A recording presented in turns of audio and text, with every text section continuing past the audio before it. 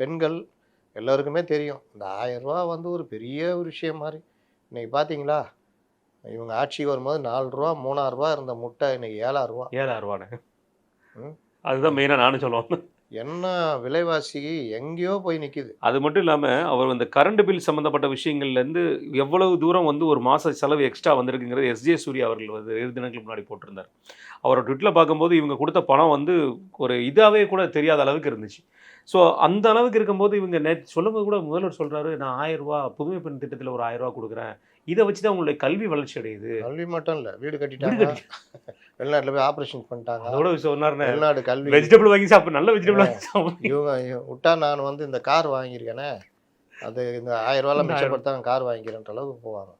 1000 போய் ஒரு பெரிய விஷயம் மாரி காமிக்கிறாங்கன்னா, இவங்கள வந்து எந்த அளவுக்கு இவங்களுக்கு ஒரு தைரியம் இருக்கும் பாருங்க. அதுதானே. ஜனங்களுடைய அந்த அறியாமை மேல எவ்வளோ தைரியம் இருக்கும் பாருங்க. நீங்க ஆட்சிக்கு வந்த புதுசுல ஒரு ரூ. 200ல வீட்டு செலவு அடக்கிடலாம். ஆமா.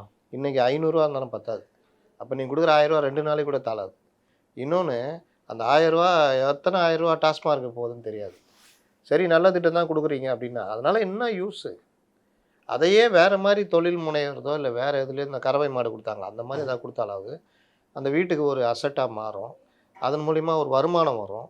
அது 1, 2 ஆகும், 2, 4 ஆகும்னு ஏதோ ஒண்ணு நடக்கும். நீங்க குடுக்குற ரூ. 1000 அந்த ரூபானால என்ன ஆயுது? ஒண்ணுமே இல்ல. செலவு 2 நாள் செலவு பண்ணுவாங்க அவ்வளோதான்.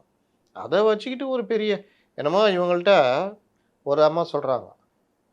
பையன்லாம் நல்லா சம்பாதிக்கிறான். அப்புறம் எதுக்கு நீ இது பண்றன்னு? அந்த நடிகர் அந்த டைரக்டர் தான் சொன்னார்ன்னு நெனைக்கிறேன். இது என்னுடைய பணம். அது அவனுடைய பணம். இது என்னுடைய பணம்னாங்களாம். உரிமை தொகை உரிமை அப்படின்னு. தொகைக்கு விளக்கம். அப்புறம் இந்த பேரு வைக்கிறீங்களே, அவ்வளோ அழகா வைக்கிறீங்கன்னு அவர் வேற சர்டிஃபிகேட் குடுக்க. சர்டிஃபிகேட் குடுக்குறாருல.